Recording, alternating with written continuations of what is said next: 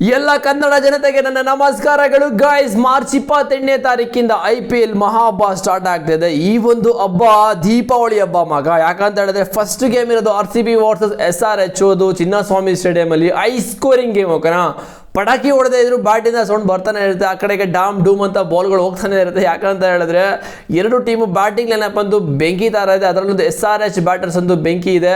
But last season ಅವ್ರ ಕಡೆಯಿಂದ ಅಷ್ಟೊಂದಿನ performance ಅಂತೂ ಬರಲಿಲ್ಲ ಇಡೀ ಟೀಮಿಂದ. ಈ ಒಂದು ಸೀಸನ್ ಏನು ಮಾಡ್ತಾರೋ ಗೊತ್ತಿಲ್ಲ. ಬಟ್ ನಮ್ಮ RCB ಅವ್ರದ್ದು ಈ ಒಂದು ಗೇಮಿಗೆ ಮತ್ತೆ ಫಸ್ಟ್ ಸ್ಟ್ರಾಂಗೆಸ್ಟ್ ಪ್ಲೇಯಿಂಗ್ 11 ಬಗ್ಗೆ ಮಾತಾಡೋದು. ಬಿಕಾಸ್ ಎಲ್ಲ ಪ್ಲೇಯರ್ಸ್ ಯಾವ ಥರ ಫಾರ್ಮಲ್ಲಿ ಇದ್ದಾರೆ, ಯಾವ ಪ್ಲೇಯರ್ಸ್ ಫಾರ್ಮಲ್ಲಿ ಇದ್ದಾರೆ, ಯಾವ ಪ್ಲೇಯರ್ಸ್ ಔಟ್ ಆಫ್ ದ ಫಾರ್ಮ್ಗೆ ಹೋಗ್ಬಿಟ್ಟಿದ್ದಾರೆ, ಬೌಲರ್ಸ್ ಎಲ್ಲ ಏನು ಮಾಡ್ತಾರೆ, ಮತ್ತು ನಮ್ಮ ಇಂಡಿಯನ್ ಪ್ಲೇಯರ್ಸು ಫಾರಿನ್ ಪ್ಲೇಯರ್ಸ್ ಎಲ್ಲನೂ ಕೂಡ ಕಂಪ್ಲೀಟ್ ಆಗಿ ಜಾಲಾಡ್ಬಿಡೋದ ಆ್ಯಂಡ್ ಎಲ್ಲರ ಬಗ್ಗೆ ಡಿಸ್ಕಸ್ ಮಾಡೋದ. ಹಾಗೆ ಚಾನಲ್ಗೆ ಸಬ್ಸ್ಕ್ರೈಬ್ ಮಾಡಿದ್ರೆ ಫಸ್ಟ್ ಒಂದು ಕೆಲಸ ಮಾಡ್ಕೊಳ್ಳಿ. ಡಿಸ್ಕ್ರಿಪ್ಷನಲ್ಲಿ ಟೆಲಿಗ್ರಾಮಿನ ಲಿಂಕ್ ಇದೆ, ಹೋಗಿ ಜಾಯ್ನ್ ಆಗಿ. ಮೋಸ್ಟ್ ಇಂಪಾರ್ಟೆಂಟ್ ಯಾಕಂತ ಹೇಳಿದ್ರೆ ಮೋರ್ ಅಪ್ಡೇಟ್ಸ್ ಅಲ್ಲಿ ನಿಮಗೆ ಸಿಗ್ತಾ ಇರುತ್ತೆ. ಫೇಸ್ಬುಕ್ಕಲ್ಲಿ ಯಾರೆಲ್ಲ ಫಾಲೋ ಮಾಡ್ತಾ ಇದ್ದೀರಾ, ಯಾರೆಲ್ಲ ವಿಡಿಯೋ ನೋಡ್ತಾ ಇದ್ದಾರೆ ಅವರು ಕೂಡ ಫಾಲೋ ಮಾಡ್ಕೋಬೋದು.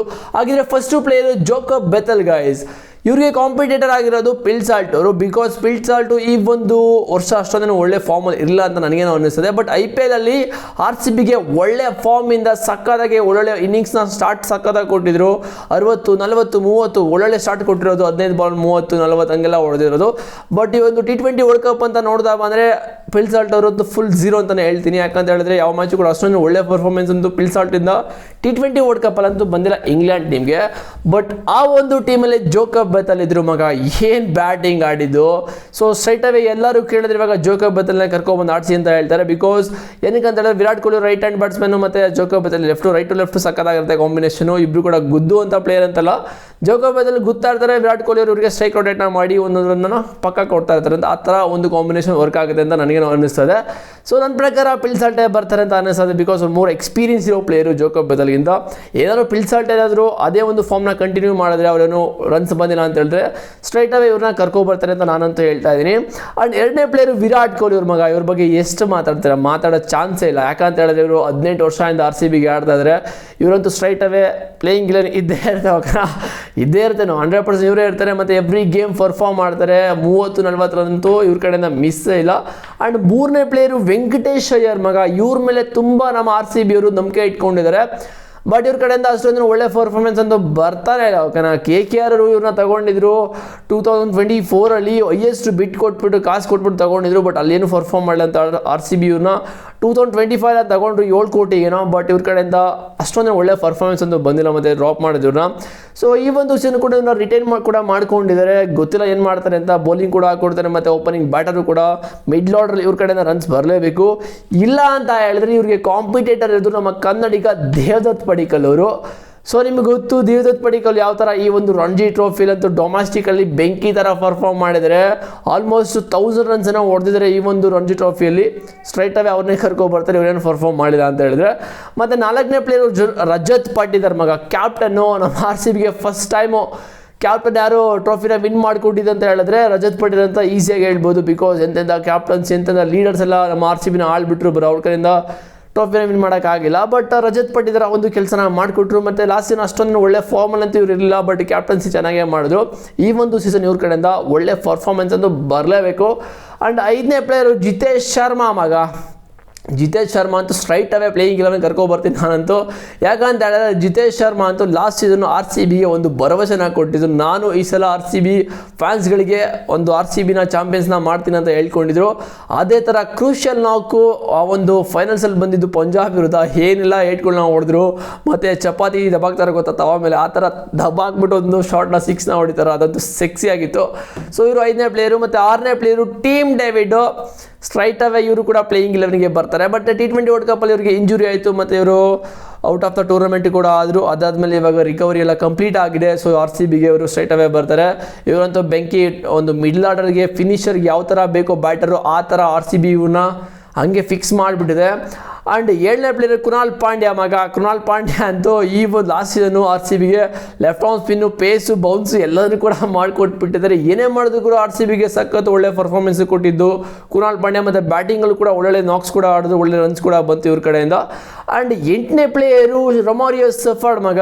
ರೊಮಾರಿಯೋ ಸೆಫರ್ಡ್ಗೆ ಕಾಂಪಿಟೇಷನ್ನೇ ಇಲ್ಲ RCB ಓವರ್ಸೀಸ್ ಪ್ಲೇಯರ್ಗಳಲ್ಲಿ. ಯಾಕಂತ ಹೇಳಿದ್ರೆ ಬ್ಯಾಟಿಂಗು ಬೌಲಿಂಗು ಎರಡರಲ್ಲಿ ಏನಾದರೂ ಒಂದು ಮಾಡೇ ಮಾಡ್ತಾರೆ ಎವ್ರಿ ಗೇಮ್. ಓಕೆನಾ, ಇವರು ಬ್ಯಾಟಿಂಗಲ್ಲಿ ರನ್ಸ್ ಬಂದಿಲ್ಲ ಅಂದರೆ ಬೌಲಿಂಗಲ್ಲಿ ಮಾಡ್ತಾರೆ, ಬೌಲಿಂಗಲ್ಲಿ ಇಲ್ಲ ಅಂದರೆ ಬ್ಯಾಟಿಂಗಲ್ಲಿ ಮಾಡ್ತಾರೆ. ರಮಾರಿಯೋ ಸಫರ್ಡ್ ಮತ್ತು ಟೀಮ್ ಡೇವಿಡ್ ಏನಾದರೂ ಫಿನಿಶಿಂಗ್ ಟಚ್ಚಲ್ಲಿ ನಿಂತ್ಕೊಂಡ್ರೆ ಹೇಳ್ತಾ ಇದ್ದೀನಿ ಎಲ್ಲ ಬಾಲ್ಸ್ ಅದು ಧೂಳಿಪಟ. ಓಕೆ, ಇಬ್ಬರು ಕಚ್ಕೊಂಡ್ರೆ ಮಿನಿಮಮ್ 3 ಓಕೆನಾ, 3 ಓವರ್ ನಿಂತ್ಕೊಂಡ್ರೆ ಇವರಿಬ್ಬರು ಕೂಡ ಹಂಗೆ ಡೆಮಾಲಿಷ್ ಮಾಡ್ತಾರೆ ಅಪೋನೆಂಟ್ ಟೀಮ್ ಬೌಲರ್ಸ್ಗಳನ್ನ. ಆ್ಯಂಡ್ 9ನೇ ಪ್ಲೇಯರು ಭುವನೇಶ್ವರ್ ಕುಮಾರ್ ಮಗ.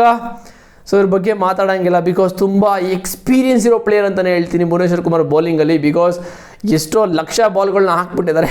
ಆ್ಯಂಡ್ IPL ಯಾವ ಥರ ಬೌಲಿಂಗ್ ಮಾಡಬೇಕು ಅಂತ ಗೊತ್ತು. ಇವರು ಪೇಸ್ ಇಲ್ಲ ಅಂದರೂ ಕೂಡ ಸ್ವಿಂಗ್ ಅಂತೂ ಸಖತ್ ಕಂಟ್ರೋಲ್ ಇದೆ, ಒಂದು ಕಡೆ ಇಡ್ತಾ ಇರ್ತಾರೆ. ಇವ್ರಿಗಂತೂ ರನ್ಸ್ ಹೊಡೆಯೋದು ತುಂಬ ಕಷ್ಟ ಇದೆ. IPL ಲಾಸ್ಟ್ ಸೀಸನ್ ಕೂಡ ಸಖತ್ತಾಗಿ ಪರ್ಫಾರ್ಮ್ ಮಾಡಿದ್ರು RCBಗೆ. ಇವರು ಸ್ಟ್ರೈಟ್ ಅವೇ ಪ್ಲೇಯಿಂಗ್ 11 ಬರ್ತಾರೆ.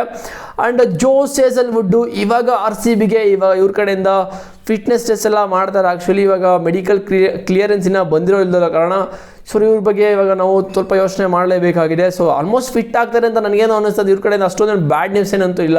ಯಾಕಂತ ಹೇಳಿದ್ರೆ ಬ್ಯಾಡ್ ನ್ಯೂಸ್ ಇದ್ದಿದ್ರೆ ಆಲ್ಮೋಸ್ಟ್ ಆವಾಗಲೇ ಬಂದುಬಿಟ್ಟಿರಬೇಕಾಗಿತ್ತು ಇಷ್ಟೊತ್ತಿಗೆ ಅಪ್ಡೇಟು. ಇನ್ನೆಷ್ಟು 10 ದಿನ ಇದೆ ಅಷ್ಟೇ RCB ಮ್ಯಾಚ್ಗೆ, ಫಸ್ಟ್ ಮ್ಯಾಚ್ಗೆ. 100% ಇವರು ಕೂಡ ಈ ಒಂದು IPLನ ಆಡ್ತಾರೆ, ಯಾವುದೇ ಥರ ಡೌಟ್ ಇಲ್ಲ.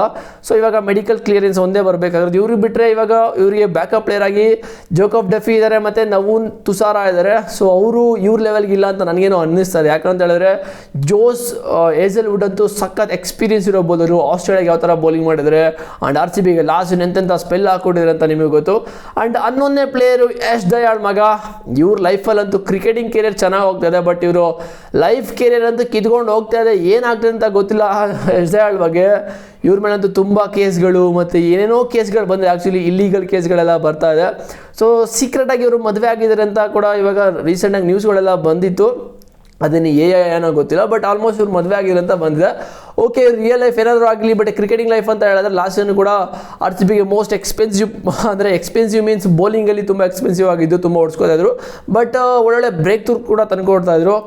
ಸೊ ಯಶ್ ದಯಾಳ್ನ RCB ಬಿಟ್ಟಿದ್ದಾರೆ. ಮತ್ತು RCBಗೆ ಉಮೇಶ್ ಯಾದವ್ ಬರ್ತಾರೆ ಅಂತ ನ್ಯೂಸ್ಗಳು ಬರ್ತದೆ ಆ ಒಂದು ಟೈಮಲ್ಲಿ. ಬಟ್ ಇವಾಗ ಯಶ್ ದಯಾಳ್ ಕನ್ಫರ್ಮ್ ಆಗಿದ್ದಾರೆ. ಇವರು ಕೂಡ ಸ್ಟ್ರೈಟ್ ಅವೇ ಪ್ಲೇಯಿಂಗ್ 11ಗೆ ಬರ್ತಾರೆ. ಲೆಫ್ಟ್ ಆರ್ಮ್ ಪೇಸರ್ ಆಗಿರೋದ್ರಿಂದ ಇವರಿಗೆ ಬ್ಯಾಕಪ್ ಪ್ಲೇಯರ್ ಇನ್ನೊಬ್ಬರನ್ನ ತಗೊಂಡಿದ್ದಾರೆ. ಆ್ಯಕ್ಚುಲಿ ಯಾರೋ ಯಾದವ್ ಅಂತ ತಗೊಂಡಿದ್ದಾರೆ. ಅವರು ಕೂಡ ಒಳ್ಳೆ ಪೇಸರು ಮತ್ತು ಬ್ಯಾಟಿಂಗ್ ಕೂಡ ಆಡ್ಕೊಡ್ತಾರೆ. ಇವರು ಬ್ಯಾಟಿಂಗ್ ಕೂಡ ಅಷ್ಟೊಂದು ಆಡಲ್ಲ.